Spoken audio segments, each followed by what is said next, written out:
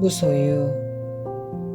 나는 가난한 탁발승이요. 내가 가진 거라고는 물레와 교도소에서 쓰던 밥그릇과 염소젓 한 깡통, 허름한 요포 6장, 수건, 그리고 대단치도 않은 평판 이것뿐이요. 마하트마 간디가 1931년 9월 런던에서 열린 제2차 원탁 회의에 참석하기 위해 가던 도중 마르세유 세관원에게 소지품을 펼쳐 보이면서 한 말이다. 크라팔라니가 엮은 간디 어록을 읽다가 이 구절을 보고 나는 몹시 부끄러웠다. 내가 가진 것이 너무 많다고 생각되었기 때문이다. 적어도 지금의 내 분수로는. 사실 이 세상에 처음 태어날 때 나는 아무것도 갖고 오지 않았었다. 살 만큼 살다가 이 지상의 적에서 사라져갈 때에도 빈손으로 갈 것이다. 그런데 세상 살다 보니 이것저것 내 몫이 생기게 된 것이다. 물론 일상에 소용되는 물건이라고 할 수도 있다. 그러나 없어서는 안 될 정도로 꼭 요긴한 것들만일까? 살펴볼수록 없어도 좋을 만한 것들이 적지 않다. 우리들이 필요에 의해서 물건을 갖게 되지만 때로는 그 물건 때문에 적잖이 마음이 쓰이게 된다. 그러니까 무엇인가를 갖는다는 것은 다른 한편 무엇인가에 얽매인다는 것이다. 필요에 따라 가졌던 것이 도리어 우리를 부자유하게 얽어맨다고 할 때 주객이 전도되어 우리는 가짐을 당하게 된다는 말이다. 그러므로 많이 갖고 있다는 것은 흔히 자랑거리로 되어 있지만 그만큼 많이 얽혀 있다는 측면도 동시에 지니고 있는 것이다. 나는 지난해 여름까지 난초 2분을 정성스레 정말 정성을 다해 길렀었다. 3년 전 거처를 지금의 다래원으로 옮겨왔을 때 어떤 스님이 우리 방으로 보내준 것이다. 혼자 사는 거처라 살아있는 생물이라고는 나하고 그 애들 뿐이었다. 그 애들을 위해 관계서적을 구해다 읽었고 그 애들의 건강을 위해 하이포넥슨가 하는 비료를 바다 건너가는 친지들에게 부탁하여 구해오기도 했었다. 여름철이면 서늘한 그늘을 찾아 자리를 옮겨주어야 했고 겨울에는 필요 이상으로 실내 온도를 높이곤 했다. 이런 정성을 일찍이 부모에게 바쳤더라면 아마 효자 소리를 듣고도 남았을 것이다. 이렇듯 애지중지 가꾼 보람으로 이른 봄이면 은은한 향기와 함께 연두빛꽃을 피워 나를 설레게 했고 잎은 초승달처럼 항시 청청했었다. 우리 다래원을 찾아온 사람마다 싱싱한 난을 보고 한결같이 좋아라 했다. 지난해 여름 장마가 갠 어느 날 봉순사로 우노노사를 뵈러 간 일이 있었다. 한낮이 되자 장마에 갇혔던 햇볕이 눈부시게 쏟아져 내리고 앞 개울물 소리에 어울려 숲속에서는 매미들이 있는 대로 목청을 돋구었다. 아차, 이때에야 문득 생각이 난 것이다.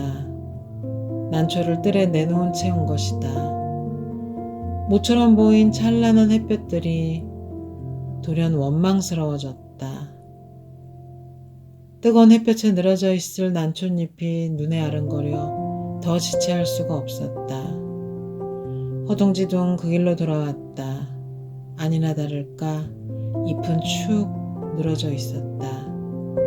안타까워하며 샘물을 길어다 죽여주고 했더니 겨우 고개를 들었다. 하지만 어딘지 생생한 기운이 빠져버린 것 같았다.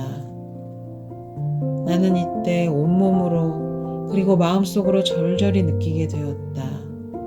집착이 괴로움인 것을. 그렇다. 나는 난초에게 너무 집념해버린 것이다. 이 집착에서 벗어나야겠다고 결심했다. 난을 가꾸면서는 산철에도 나그네 길을 떠나지 못한 채 꼼짝 못하고 말았다.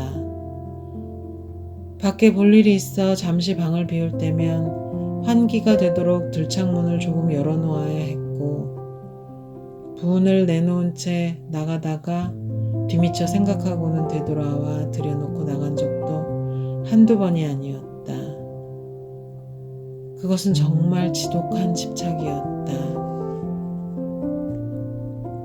며칠 후 난초처럼 말이 없는 친구가 놀러왔기에 선뜻 그의 품에 안겨주었다.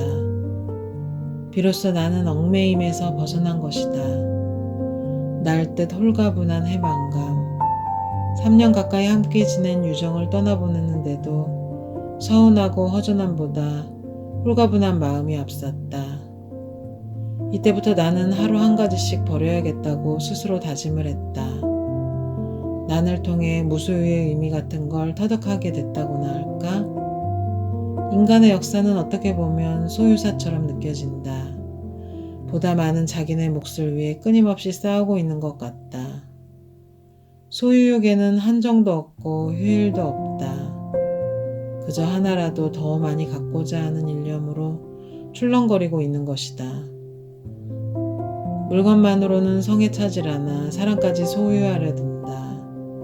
그 사람이 제 뜻대로 되지 않을 경우는 끔찍한 비극도 불사하면서 제 정신도 갖지 못한 처지에 남을 가지려 하는 것이다. 소유욕은 이해와 정비례 한다.